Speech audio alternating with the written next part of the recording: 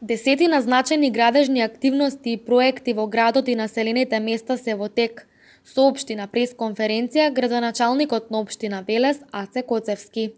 Финансирани од Европската инвестициона банка и Министерството за транспорт и врски, се работи за реконструкција на водоводни линии на улиците 8 март и улицата Богдан Каракостев, кои се дел од 8 инфраструктурни зафати кои се реконструираат во моментов.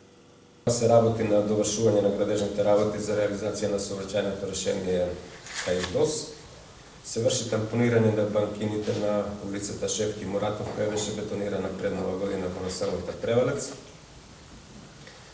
Фирмата Изгрев инженеринг работи на градежни работи кои може во вакви зимски услови да се изведуваат на патот кон селото Сливник, на канали, банкини и слично. Се работи исто така на трасата за велосипедските патеки и пешачките патеки со паркинг кои се дел од проектот Смарт Езерен Младост.